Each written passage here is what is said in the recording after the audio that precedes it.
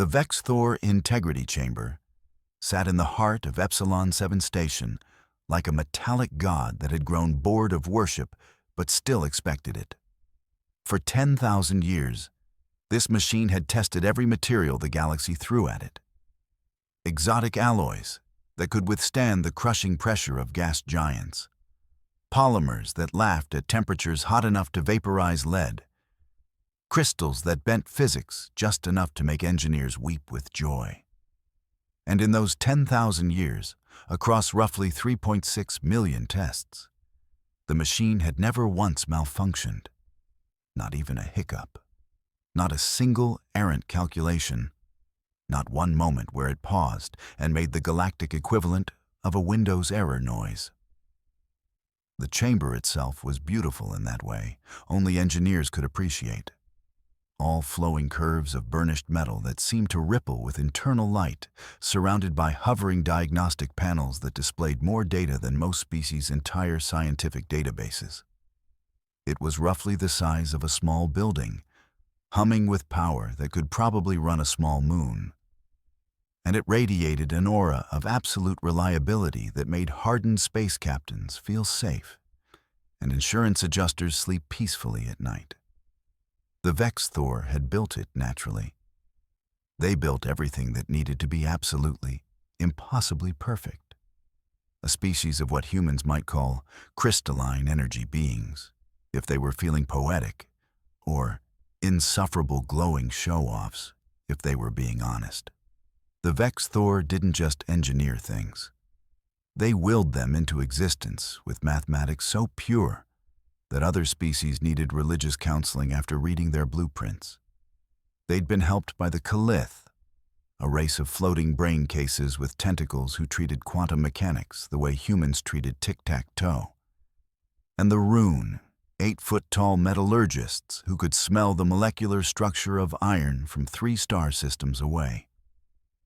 Together, this trinity of overachievers had created the galactic standard for material certification. If the Vex'thor Integrity Chamber said your hull plating could survive deep space, then by all the gods of all the species, it could survive deep space. You could probably fly through a supernova wearing hull plating certified by the chamber, and the only damage would be a slight scorch mark that buffed right out. The chamber worked on principles that made theoretical physicists giggle, and then immediately check themselves into therapy. It could simulate pressures that existed only in the hearts of dying stars, temperatures that shouldn't exist outside of the first 3 seconds of the universe, and radiation bombardment that would make a nuclear reactor look like a pleasant tanning bed. And it had never, ever failed to render a verdict. Until 6 months ago. That was when the Talvorn Consortium had submitted their new alloy, a proprietary blend of 17 different elements, 3 of which were only periodic table entries because the Talvorn had insisted very loudly at a committee meeting. The alloy was supposed to revolutionize colony ship construction, making hulls 30% lighter and 40% stronger, which would save trillions of credits across the expansion projects of at least 60 civilizations. The chamber had accepted the sample, begun its testing protocols, and then continued testing, and kept testing, and was still testing 6 months later, showing no signs of stopping or producing results. The sample wasn't failing. That would have been fine. Materials failed all the time. The chamber would document the failure, explain in excruciating detail what went wrong at which molecular level, and everyone would move on with their lives slightly educated and much poorer. But the sample wasn't passing either. It just sat there, inside the testing field, while the chamber hummed and whirred and displayed readings that technically made sense, but didn't actually resolve into a conclusion. Chief Engineer Vraxnon of the Station Certification Authority was an individual of the crick species. Insectoid, roughly 4 feet tall, with crystalline compound eyes, that could see in 17 spectrums, and a disposition that suggested those 17 spectrums had all personally disappointed him. His carapace was decorated with 17 markers of academic achievement, which he'd acquired over a 70-year career of never, ever bending a rule or cutting a corner. Vex'thor had been staring at the chamber's readings for 6 months now. He'd brought in specialists. He'd consulted the original Vex'thor engineers, who had collectively shrugged, a gesture that looked disturbing when performed by glowing energy beings. He'd filed reports with the Galactic Standards Committee, who'd filed reports with their Oversight Committee, who'd filed reports with their subcommittees, creating a paper trail that could probably be seen from orbit. 47 species had pending certification requests backed up behind the Talvorn alloy. Each day of delay cost approximately 1.8 million credits in holding fees, insurance premiums, and what one species called bureaucratic suffering expenses, which apparently was a real line item in their budget. The testing floor of the facility had taken on the atmosphere of a very polite funeral, where nobody was quite sure who had died. Engineers moved quietly between consoles, speaking in hushed tones, as if raising their voices might offend the chamber into actually rendering a verdict. Junior technicians brought offerings of calibration updates and diagnostic scans like nervous priests trying to appease a deity that had stopped answering prayers. It was into this atmosphere of genteel desperation that Marcus Webb walked every morning at 800 station time, carrying a travel mug of coffee that proclaimed "Galaxy's okayest engineer" in blocky human letters. Marcus was human, which already marked him as something of an oddity in a facility staffed primarily by species that had mastered faster-than-light travel before humans had figured out the wheel. He was in his early 40s, with the kind of face that suggested he found most of the universe's problems somewhere between mildly amusing and deeply stupid. His maintenance uniform was wrinkled in a way that suggested either complete confidence or complete apathy, possibly both. He'd been contracted 3 months ago when Epsilon 7's regular maintenance staff had been overwhelmed by the sudden influx of engineers trying to figure out why the chamber was acting strange. Marcus came with solid credentials, 20 years maintaining everything from asteroid mining equipment to luxury yacht life support systems, and the kind of rates that made budget committees weep with relief. What he did not come with was any sense of occasion. While Vex'thor conducted his daily review of the chamber's status with the solemnity of a religious service, Marcus would lean against a railing, drinking coffee and occasionally eating a sandwich. When senior engineers debated calibration theories in hushed, reverent tones, Marcus would be checking the coolant levels and humming old Earth songs that nobody else recognized. The other species on station found him baffling. The Cricks valued protocol above all else. The Rune treated every tool like a sacred object. The floating Calith approached problems with the intensity of monks contemplating infinity. Marcus treated the most sophisticated testing apparatus in known space like it was a particularly tricky vending machine. On the morning, everything changed. Vex'thor was conducting his 183rd status briefing. Gathered before him were representatives from 15 different species, all waiting for the news they knew would be the same as yesterday's news, which had been the same as the day before's news. The Talvorn sample remains in testing phase, Vex'thor announced, his mandibles clicking in what his species used to express profound resignation. Structural integrity readings continue to fluctuate within acceptable parameters. Molecular cohesion shows no signs of degradation. The chamber has now run 47,992 individual test protocols with no conclusive result. Have we considered? Ventured a Rune engineer, their deep voice rumbling like distant thunder, that perhaps the alloy has achieved a state of quantum uncertainty, that it exists in superposition between acceptable and unacceptable? We considered that in week 3, replied Vex'thor. The mathematics don't support it. The alloy is definitively stable. The chamber simply won't confirm this. Maybe it's scared, said a voice from the back. Everyone turned. Marcus was cleaning a sensor array with a cloth, not even looking at the assembly. I beg your pardon?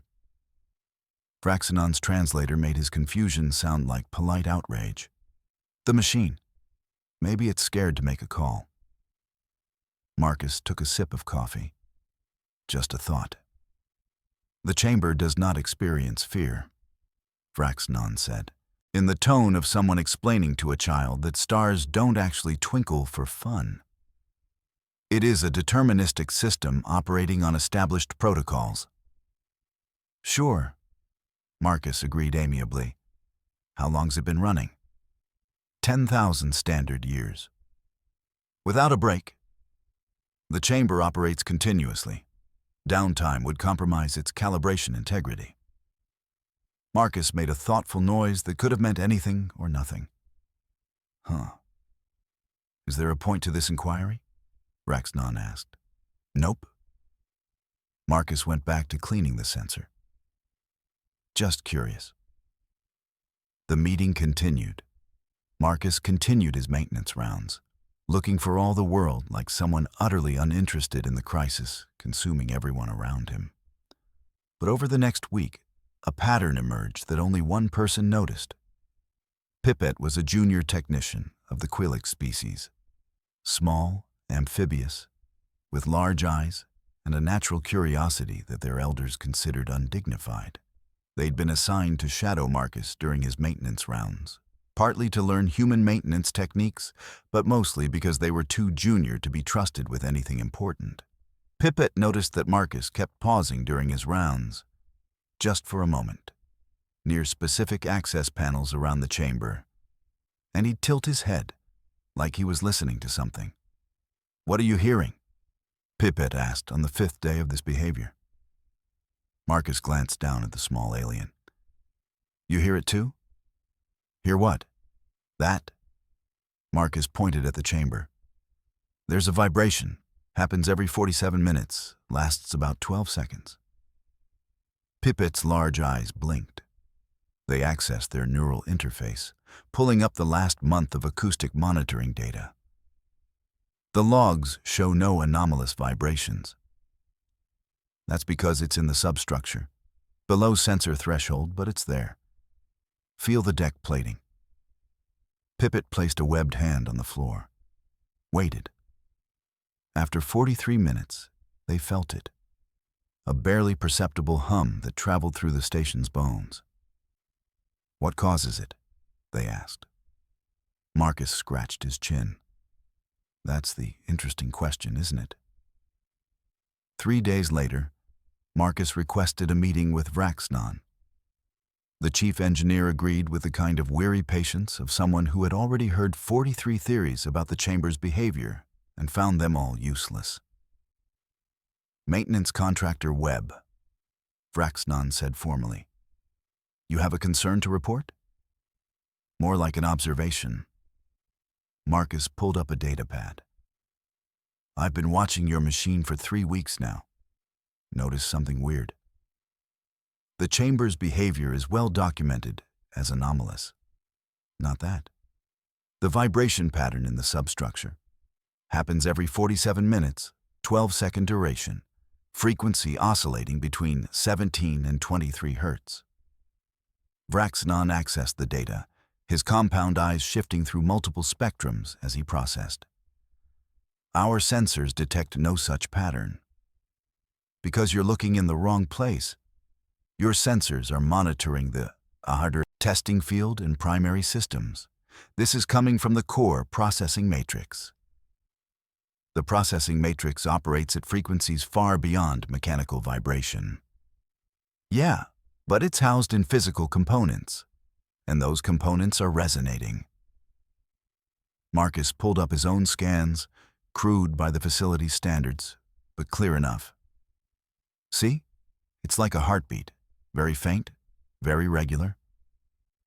Machines do not have heartbeats. No, Marcus agreed.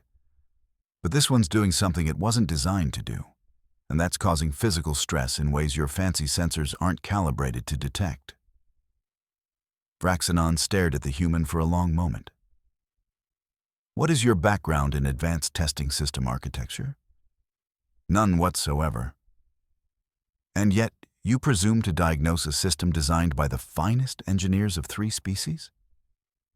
I don't need to understand how it works to know when something's working wrong. Marcus leaned back in his chair. Look, I maintained mining equipment for 15 years. You know what happens when a drill assembly starts vibrating where it shouldn't? It means something's oscillating outside normal parameters.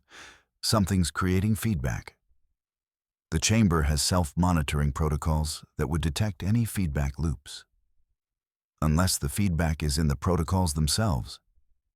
That made Vex'thor pause. Explain. Can I see the original design specifications? That would require clearance you don't possess. Then I can't explain. Marcus stood up. But if you want my opinion, which you didn't ask for but I'm giving anyway, your machine isn't broken. It's doing exactly what it was designed to do. The problem is, it's been doing it for so long that it's learned to do it too well. Machines do not learn beyond their programming. This one did. And now it's stuck in a loop trying to figure out something it was never meant to encounter. Marcus headed for the door. But hey, what do I know? I just fix things. He left. Vex'thor sat in silence for 7 minutes, processing. Then he made a decision that would later appear in cautionary tales told to junior engineers across multiple species. He gave Marcus clearance to the original specifications. The design documents for the Vex'thor Integrity Chamber filled approximately 47 terabytes of data, written in a mathematical language that made standard calculus look like finger painting. Marcus stared at them for 3 hours, understanding maybe 1% of the content. But that 1% was enough. Pippet found him in the archives at 300 station time, surrounded by holographic displays that painted his face in blue light. You've been here for 9 hours, Pippet observed. Found something interesting. Marcus highlighted a section buried deep in the system architecture documentation. See this? The chamber has adaptive learning protocols, not just for testing, for everything. It was designed to optimize its own operations over time. That's standard for all advanced systems. Sure, but this thing's been optimizing for 10,000 years. Look at the version history logs. Marcus pulled up another display. The Vex'thor gave it a lot of autonomy. It's been rewriting its own testing protocols, refining them, making them more sophisticated. That should make it more efficient, not less. Right. Except, Marcus traced a pattern in the data.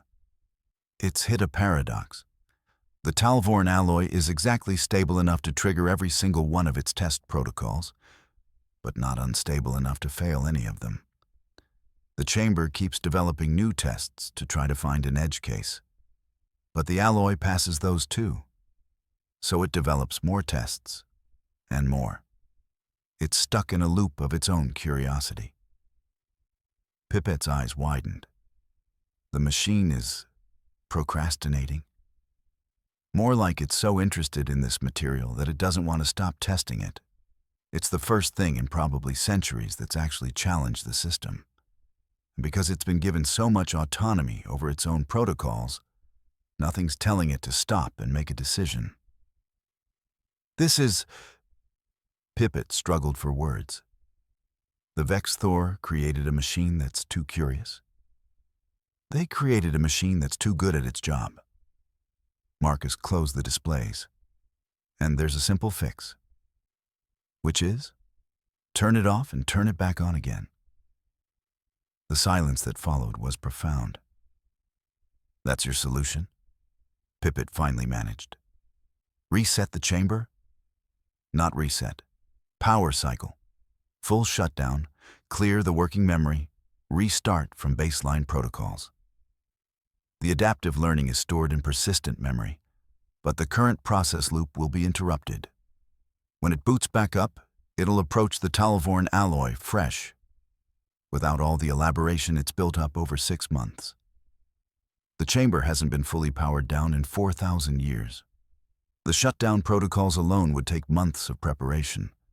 We'd need council approval, risk assessments, backup testing facilities in case something goes wrong during restart. Or, Marcus interrupted, I could flip the breaker. We wait 5 minutes and flip it back.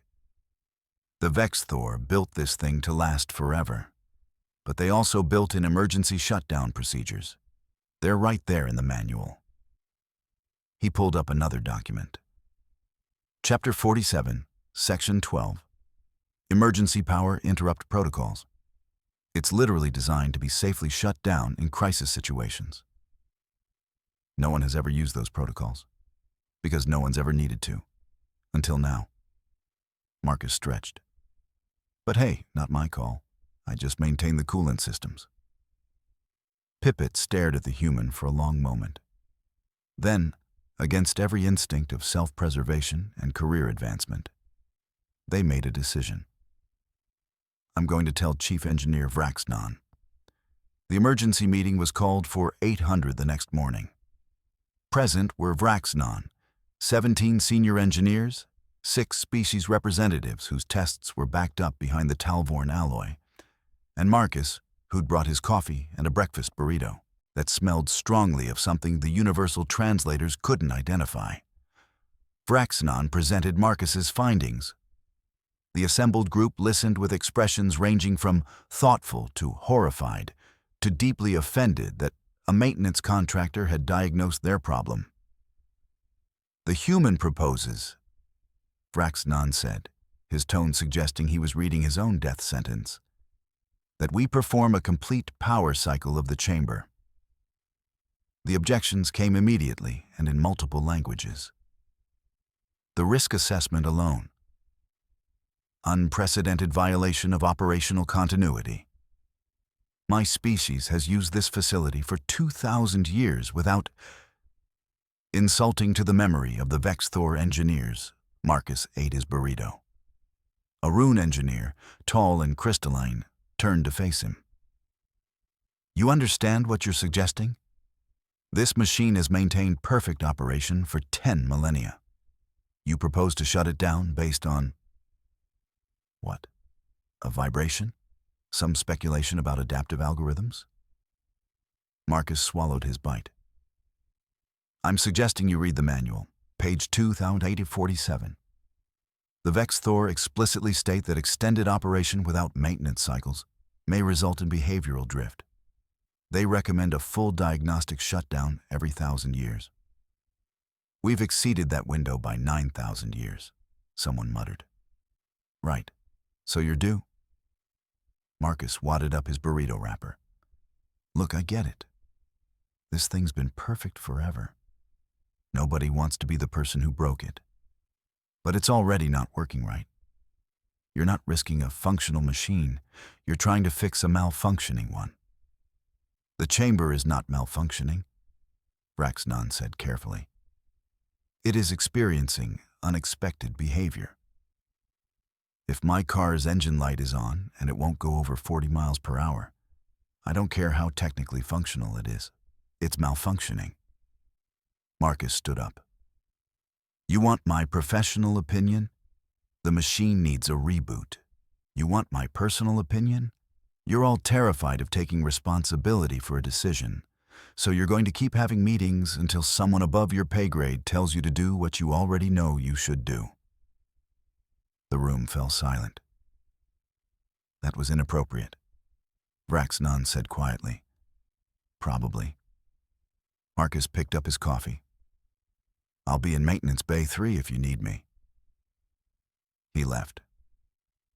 The meeting continued for 6 more hours, but the conclusion was inevitable. The math supported Marcus's theory. The specifications confirmed his reading. And every additional day of delay cost enough money that even the most cautious species representatives were willing to consider desperate measures. 72 hours later, after emergency consultations with 3 oversight committees, 2 Vex'thor historical consultants, and 1 unfortunate intern who had to actually read the entire manual, approval was granted. Marcus Webb, maintenance contractor, was authorized to perform a complete emergency shutdown and restart of the Vex'thor Integrity Chamber. The HFY gallery overlooking the testing floor was packed. Word had spread through the station, and from there across the entire sector, that someone was actually going to power down the chamber. Engineers who hadn't left their ships in years made the trip. Species representatives came just to witness history. There was even a documentary crew from the Pan-Galactic Archives, filming for what they were already calling the day the Standard stopped. Marcus arrived wearing the same wrinkled uniform, carrying the same coffee mug, looking for all the world like he was about to fix a leaky faucet instead of potentially destroying galactic civilization's most trusted certification system. Vex'thor had prepared elaborate ceremony protocols. There were speeches ready, contingency plans, backup facilities on standby across 3 star systems, emergency certification procedures that could be activated if the chamber didn't restart properly.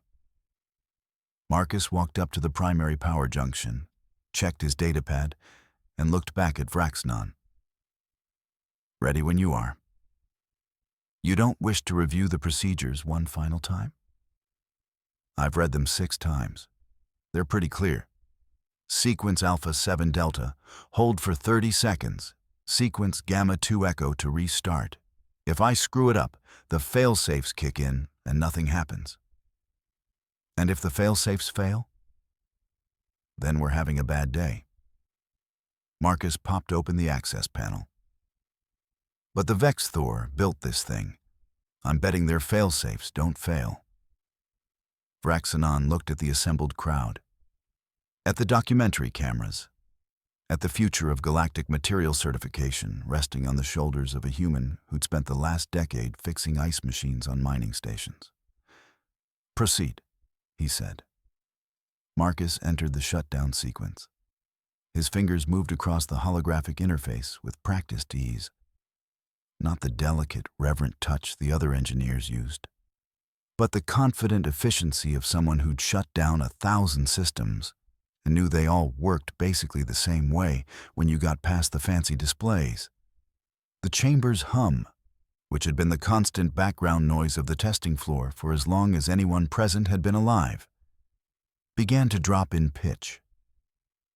The displays flickered. The testing field, which had held the Talvorn alloy sample in perfect stasis for 6 months, wavered like heat shimmer. Engineers gasped. Someone whispered a prayer in a language the translators didn't recognize. The chamber's lights went dark. The hum faded to silence. For the first time in 4,000 years, the Vex'thor Integrity Chamber was completely, totally offline. Marcus checked his watch. 30-second hold starting, now. The silence in the gallery was absolute.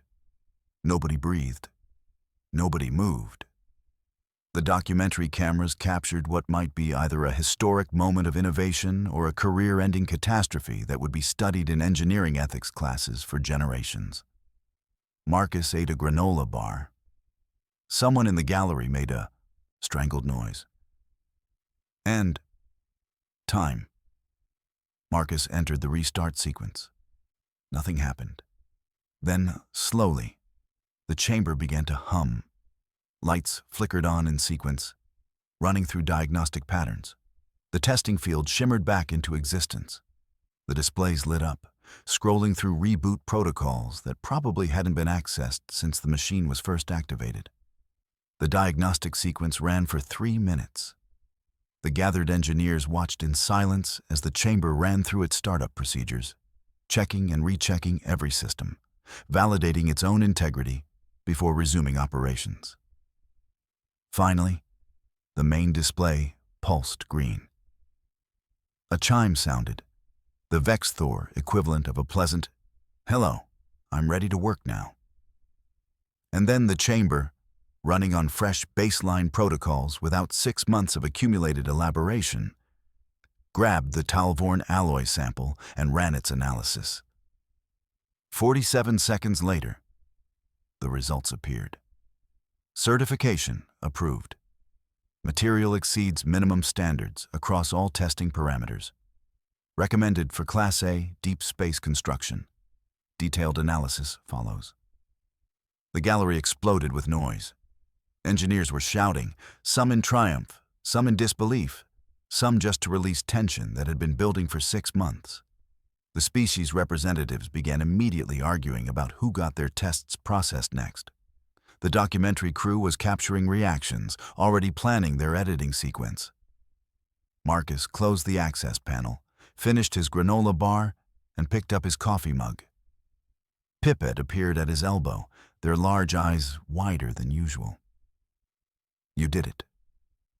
The machine did it. I just turned it off and on again." Marcus watched as the chamber continued processing, already moving to the next sample in the queue. "See? It's happy now. Had all that clutter cleared out of its working memory, came back fresh, handled the problem in under a minute. The chief engineer wishes to speak with you." "I bet he does." Vex'thor approached with an expression that Marcus's understanding of Crick's body language suggested was somewhere between profound relief and existential crisis. "Maintenance contractor Webb." Vex'thor began formally, then stopped. Started again. "Marcus, the chamber is functioning normally. It has already cleared 6 months of backlog in the last 3 hours. Your diagnostic was correct. Your solution was effective. Your methodology was..." He struggled for the word. "Casual?" Marcus suggested. "I was going to say unorthodox, but yes, casual." Vex'thor's mandibles clicked in a pattern that might have been laughter. "You read the manual. Someone should. The Galactic Standards Committee wishes to offer you a position as senior consultant. Full clearance, 5-year contract. Salary that I've been instructed to describe as very generous." "Pass." Vex'thor's compound eyes refocused in surprise. "You're refusing?" "I like maintenance work. You know why? Nobody schedules meetings about preventive coolant replacement. Nobody forms a committee to discuss calibrating sensors. I just do the job and go home." Marcus gestured at the chamber, now humming along perfectly. "This was fun and all, but if I take that consultant job, I'll spend more time in meetings than actually fixing things. No thanks." "But you solved a problem that the finest minds in the galaxy couldn't." "I read the instruction manual that came with the machine. That's not genius. That's baseline competence." Marcus drained his coffee. "Besides, you don't need me. You need someone on staff who'll check the maintenance schedules the Vex'thor actually wrote instead of assuming the machine's so perfect it doesn't need maintenance. Get someone to implement those 1,000-year diagnostic cycles. Hire a few more people like Pipette here who ask questions instead of assuming everything's fine." "You're serious? You're turning down what might be the most prestigious consulting position in the galactic engineering community." "Yep." Marcus headed toward the exit. "I've got a coolant pump in Section 7 that's making a weird noise. Want to actually fix that before it becomes a problem." He left. The gallery was still celebrating. The chamber was still processing. Galactic civilization had avoided a certification crisis because someone had read the manual and suggested turning it off and on again. Pipette watched him go, then turned to Vex'thor. "Chief Engineer, I have a request." "Yes?" "I would like to be assigned to review all maintenance protocols for critical systems across the station." I believe we may be overlooking recommended procedures across multiple facilities. Vraxinon's mandibles clicked again, definitely laughter this time. Approved. And Pipit? Start with the instruction manuals. Apparently they contain useful information. 3 weeks later, a notice was posted near the Vex'thor Integrity Chamber in 37 different languages. The primary text read, "Scheduled maintenance shutdown. Every 1,000 years refer to original specifications. Chapter 47. Below it, someone, probably Marcus, though no one could prove it, had added in human English, or whenever it acts weird. The chamber continued operating with perfect efficiency, processing materials, certifying alloys, maintaining the standards that held galactic civilization together. But now, it shut down once a millennium for maintenance, just like the Vex'thor had originally recommended, and everyone pretended they'd always known that was important. Marcus Webb continued his maintenance rounds, fixing coolant pumps and calibrating sensors, and drinking coffee from his galaxy's okayest engineer mug. When new contractors arrived at the station, they'd sometimes hear the story of how a human had fixed the unfixable machine. "What's the secret?" they'd ask, hoping for some profound insight. Marcus would shrug. "Read the manual, do the maintenance. And if something's been working for so long that everyone's afraid to touch it, that's probably your first clue that nobody's actually maintaining it properly." It wasn't profound wisdom. It wasn't revolutionary thinking. It was the kind of practical, unglamorous knowledge that kept the galaxy running. The understanding that even perfect machines needed basic care, that instruction manuals existed for a reason, and that sometimes the most sophisticated solution to a complex problem was the simplest one. The galaxy's finest engineers had built a perfect machine and then forgotten the most basic rule of technology. Nothing runs forever without maintenance, no matter how well you built it. It took a human eating a sandwich to remind them. And in the great archives of galactic engineering, in the databases that stored the lessons learned from 10,000 years of technological advancement, a new entry appeared in the section on system maintenance protocols. It was short, lacking the mathematical elegance usually required for official documentation, but it was flagged as required reading for all new certification engineers. Even perfect systems need maintenance, especially perfect systems. And for the love of all that's holy, read the manual before you assume something can't be fixed. The entry was attributed to Marcus Webb, maintenance contractor, who'd already moved on to his next job and wasn't available for the award ceremony they tried to throw in his honor. He was busy fixing a coffee machine on a cargo station 3 systems away. Rumor had it the coffee machine had been broken for 2 years, and 17 different technicians had failed to repair it. Marcus fixed it in 40 minutes by replacing a valve that the manual said should be replaced every 6 months. Some lessons, apparently, had to be learned over and over again,